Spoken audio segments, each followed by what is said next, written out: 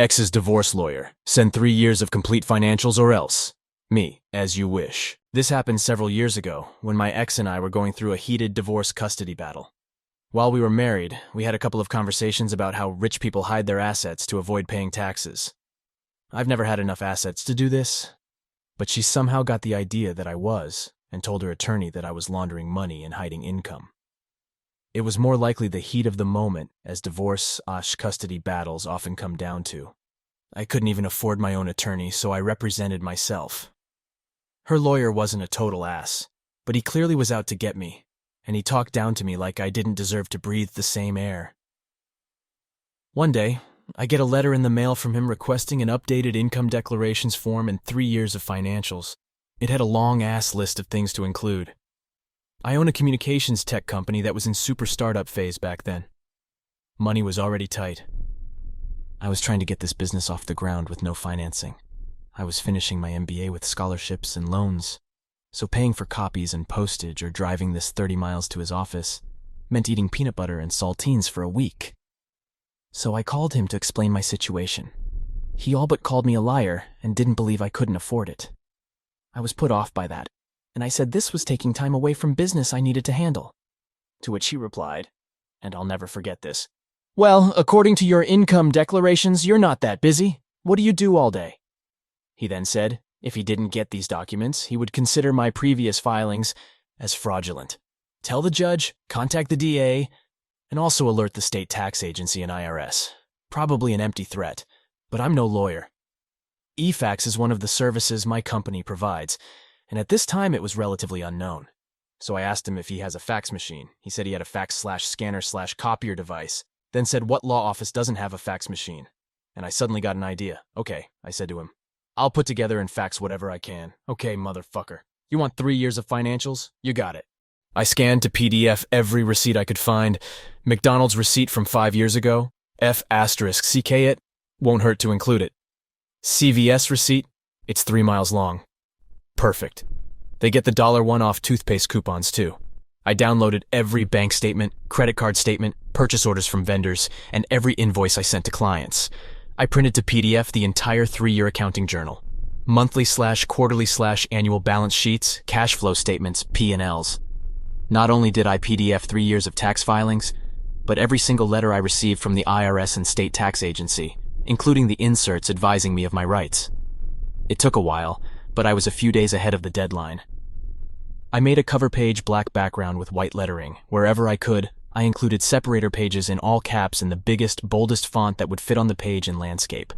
20x receipts, 20x taxes, etc.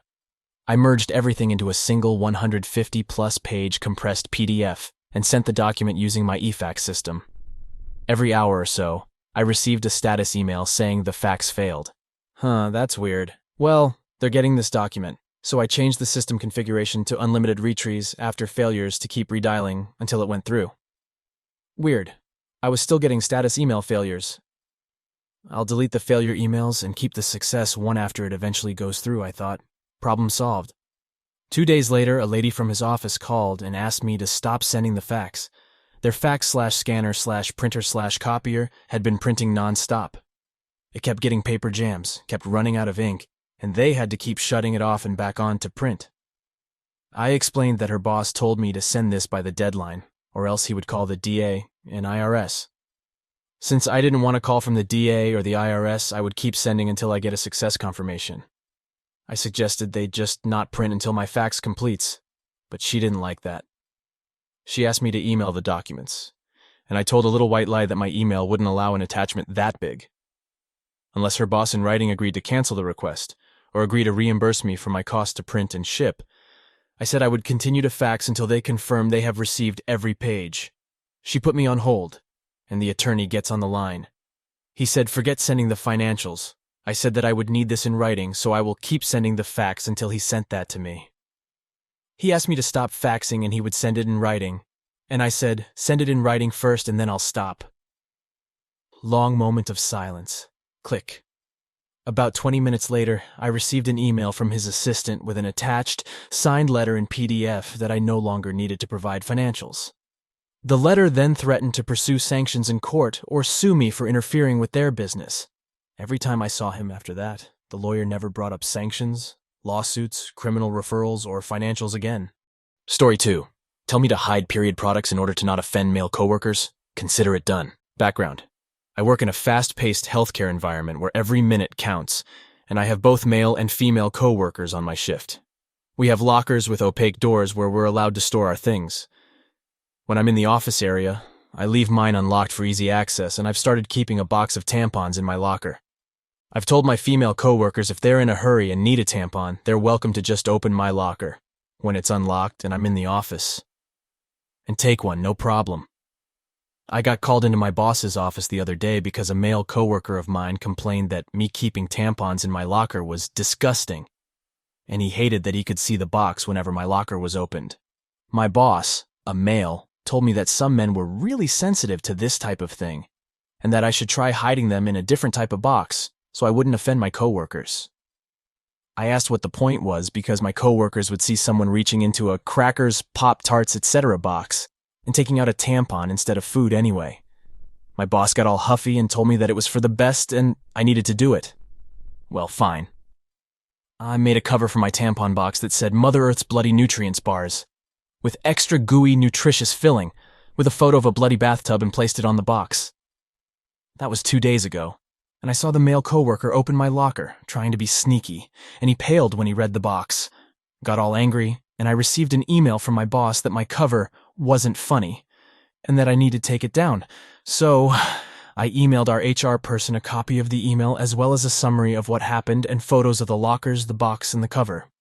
I also suggested that the male coworker sit somewhere where he didn't have a direct line of sight to my locker if it really offended him so much. She thought it was freaking hilarious and said I followed my supervisor's instructions, and so I was fine. Nothing else has been done yet, and I'm mostly angry that my time was spent on something as stupid as this and not on patient work. Story 3. Civilian dependent wife demands salute because of her husband's rank. There are a handful of rules to saluting in the American military. The when, why, and how is drilled into you from boot camp until the day you leave. Even the order in which the salutes are rendered have meaning. When it comes to vehicles, there are helpful insignia and stickers to indicate if it's an officer, such as a colored sticker located on the front windshield.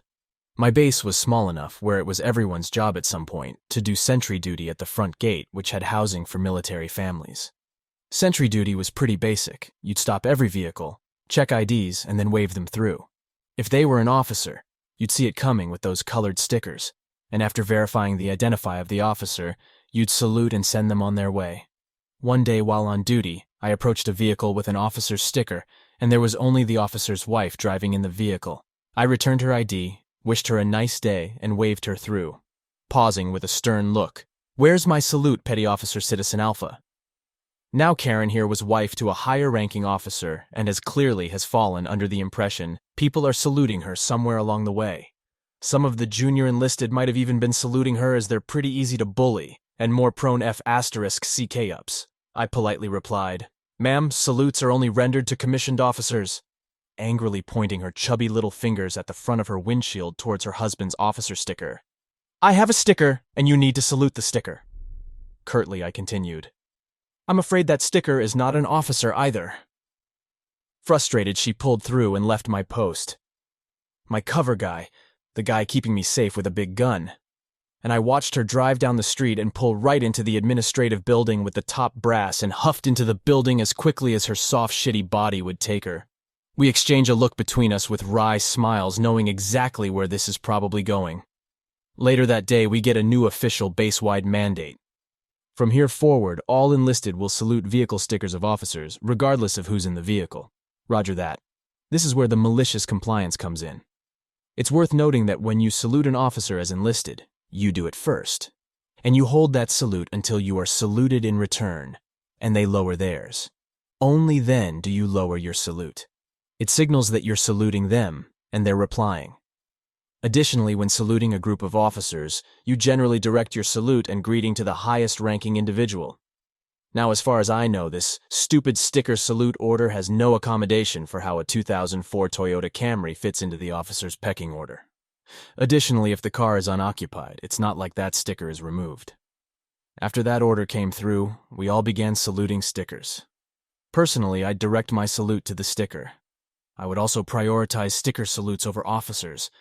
Let me tell you, walking through parking lots was a blast as I saluted empty cars on my way to wherever. More and more people saw me doing it, and more people started doing it. Not long after the order was publicly rescinded, which hilariously had the balancing effect of never rendering a salute to anyone but a clearly known officer, cementing Karen never getting her unearned salutes.